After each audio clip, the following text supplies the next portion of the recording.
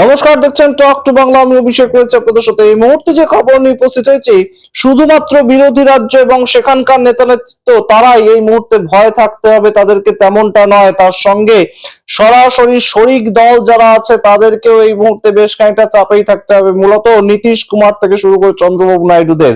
তার কারণ এই মুহূর্তে মহারাষ্ট্রে ঘটনা যেটা ঘটেছে, চমকে দেওয়ার মতন ঘটনা। অজিত পাওয়ার কয়েকদিন আগে ওয়াশিং মেশিনে ঢুকে একদম পরিষ্কার সাফসুতরো হয়ে গিয়েছিলেন, সেই অজিত পাওয়ার এই মুহূর্তে বেশ খানিকটা তাকে দাম চোকাতে হচ্ছে। তার কারণ অজিত পাওয়ার সরাসরি এই মুহূর্তে পড়েছেন কিন্তু নরেন্দ্র মোদী এবং অমিত শাহের একদম রোষানলে, তেমনই মনে করছে রাজনৈতিক মহল। এবং সেই জায়গা থেকেই এই মুহূর্তে বড় সড়ো আপডেট উঠে আসছে। মহারাষ্ট্রে বিভিন্ন সময় বিভিন্ন কিছু ঘটছে। আপনারা জানেন মহারাষ্ট্র এখন মিউনিসিপাল কর্পোরেশন ইলেকশন, এবং সেই রকম একটা আবহ তৈরি হয়েছে, এবং সেই রকম আবহে যে যার সঙ্গে পাচ্ছে জোট করছে, কোনো একদম নীতি নির্ধারণ করা থাকছে না, যে যখন পাচ্ছে যার সঙ্গে পাচ্ছে জোট করছে।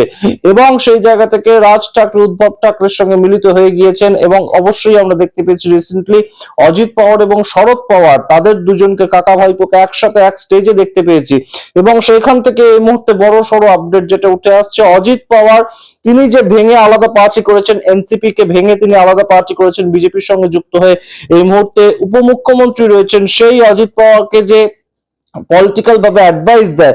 আপনারা জানেন যে পি কে প্রশান্ত কিশোর প্রথম পলিটিক্যাল অ্যাডভাইজারি একটা সংস্থা খুলেছিলেন, আইপ্যাক, যে আইপ্যাক কে কয়েকদিন আগেই একদম সরাসরি আক্রমণ করেছিল ইডি, সে প্রসঙ্গে আসছি পরে। কিন্তু এই মুহূর্তে এই পলিটিক্যাল পার্টির অ্যাডভাইজার হিসেবে পলিটিক্যাল অ্যাডভাইজার ডিজাইন বক্স তার একটা সংস্থা, এবং তারা এই অজিত পাওয়ারের পার্টিটাকে একদম সরাসরি পলিটিক্যালি অ্যাডভাইস করে। সেই পার্টির দপ্তরে একদম একই পন্থায় ইডি ঠিক যেভাবে পশ্চিমবঙ্গে এসে কলকাতায় আইপ্যাকের অফিসে হানা দিয়েছিল, রেড করেছিল, ঠিক একইভাবে ডিজাইন বক্সের দপ্তরে চলে গিয়েছিল পুনে পুলিশ, এবং সেখানকার পুনে পুলিশ সেখানে গিয়ে একদম রেড করে। এবং সেই রেডের যা ফলাফল সেটা কিন্তু অবশ্যই তাৎপর্যপূর্ণ। পরে যদিও ডিজাইন বক্স তাদের তরফ থেকে একদম সরাসরি জানানো হয় যে এটা একটা নর্মাল রুটিন চেক ছিল, নর্মাল রুটিন রেড ছিল। সেই জায়গা থেকে এই মুহূর্তে সবচেয়ে বড় চাপে বোধহয় রয়েছে এই যে এনডিএ শরিক দলগুলো। এনডিএ শরিক দল বলতে চন্দ্রবাবু নাইডু এবং তার সঙ্গে নীতিশ কুমার রিসেন্টলি খুব ভালোভাবে বিহারে জিতে এসেছেন, এবং তিনি এই মুহূর্তে একটা নয়নের মণি হয়ে থাকতে পারেন। কিন্তু চন্দ্রবাবু নাইডু ঠিক যেভাবে চাপ দিচ্ছে মোদী সরকারকে বিভিন্ন প্রেক্ষিতে, আপনাদের আগেও জানিয়েছি যে ট্যারিফ যখন চাপিয়ে দিয়েছিল আমেরিকা, তখন 50% ট্যারিফ দিতে পারবো না, এই ধরনের একটা বিভিন্ন কথাবার্তা বলে সরাসরি 5,000 কোটি টাকা নিয়ে চলে গিয়েছিলেন চন্দ্রবাবু নাইডু। এছাড়া চন্দ্রবাবু নাইডু রিসেন্টলি বলেছেন অমিত শাহের সঙ্গে দেখা করে আমরাবতীর যে প্রজেক্ট তার জন্য ফান্ডিং করতে হবে, এবং সেই ফান্ডিং এর পরিমাণ বৃহৎ একটা পরিমাণ। এবং তাছাড়াও জি রামজি বিল আপনারা জানেন নতুন ইন্ট্রোডিউসড হয়েছে, যেখানে রাজ্য সরকারগুলোকে 40% টাকা দিতে হবে। তো সেই টাকা দেওয়ার মতন ক্ষমতা নেই অন্ধ্রপ্রদেশের, তাই জন্য চন্দ্রবাবু নাইডু চলে এসেছিলেন, এবং তিনি বলেছেন যে আমাদেরকে 40% টাকা যদি দিতে হয়, আরো আমাদের যা বাজেট তার উপর 40% টাকা অ্যাড করা হোক। অর্থাৎ সরাসরি একটা নেগোসিয়েশন। আর না হলে আমাদের 16 জন এমপি তো রয়েছে ভয় দেখানোর জন্য, সেটা যখন একটা ভয়, অন্যদিকে এইটাও কিন্তু একদম সরাসরি এই মুহূর্তে ইডি এবং সিবিআই, তার পরবর্তীতে এই মুহূর্তে পুনে পুলিশ তারাও করে দেখালো। পুনে পুলিশ একদম সরাসরি এই যে ডিজাইন বক্সের অফিসে গেল, এবং যেটা একদম ওতপ্রোতভাবে যুক্ত অজিত পাওয়ারের সঙ্গে, তার যে রাজনৈতিক প্রেক্ষাপট সেটা অনেকেই বলছেন মহারাষ্ট্রে দাঁড়িয়ে এই মুহূর্তে অজিত পাওয়ার এবং যে শরদ পাওয়ার ইন্ডিয়া অ্যালায়েন্সের এনসিপি প্রধান, তাদের মধ্যে একটা খুব ঘনিষ্ঠতা ইদানিং বেড়ে গিয়েছে।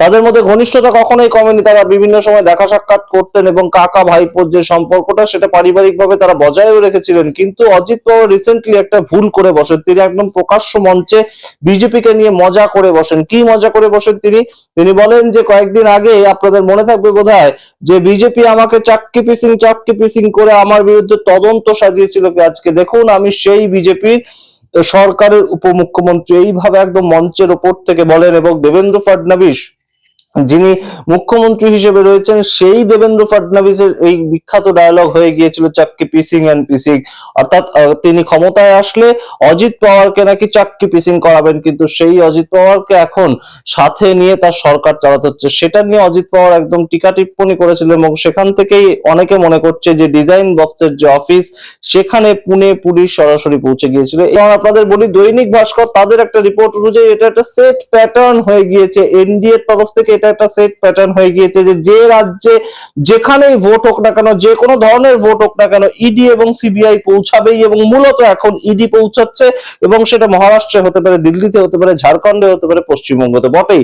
এবং সেইখানটা একটা ভয়ের সিচুয়েশন তৈরি করা, যারা বিরোধী নেতা নেতৃত্বরা রয়েছেন তাদেরকে ভয় দেখানো, তাদেরকে আওতায় নিয়ে আসা। আপনারা জানেন ঝাড়খণ্ডের ভোটের সময় সরাসরি একদম ঝাড়খণ্ডের বর্তমান যিনি মুখ্যমন্ত্রী হেমন্ত সোরেন, তিনি তৎকালীন সময় জেলের অভ্যন্তরে ছিল এবং সেই জায়গাটা মধ্য দিয়ে ভোট হয়েছিল, কিন্তু তারপরেও হেরে গিয়েছিল ভারতীয় জনতা পার্টি, তারা দাঁত ফোরাতে পারেনি সেখানে। থালাপাতি বিজয় আপনাদেরকে যদি বলি, তামিলনাড়ুতে থালাপাতি বিজয় প্রথমবার তিনি সিনেমা ছেড়ে নতুন পার্টি তৈরি করে বিপুল জনপ্রিয়তা নিয়ে তিনি ভোটে লড়তে চলেছেন। এবং সেই থালাপাতি বিজয়কে কয়েকদিন আগে দিল্লি আসতে হয়েছিল, সিবিআই এর সামনে বসে ঘন্টার পর ঘন্টা জিজ্ঞাসাবাদ করতে হয়েছিল। তার কোনো পাস্ট হিস্ট্রি নেই, তার কোনো পাস্ট রেকর্ড নেই রাজনীতিতে যে তাকে এই মুহূর্তে সিবিআই ডাকতে পারে, কিন্তু কেন ডাকা হয়েছিল? রিসেন্টলি তার একটা সভাতে কয়েকজন মানুষ মারা গিয়েছিলেন পদপিষ্ট হয়ে, এবং সেটার সূত্র ধরে একদম সিবিআই এর তরফ থেকে তাকে ডেকে পাঠানো হয় এবং তাকে ডেকে জিজ্ঞাসাবাদ করা হয় ঘন্টার পর ঘন্টা। এই প্যাটার্নটা একদম একটা চেনা প্যাটার্ন হয়ে গিয়েছে।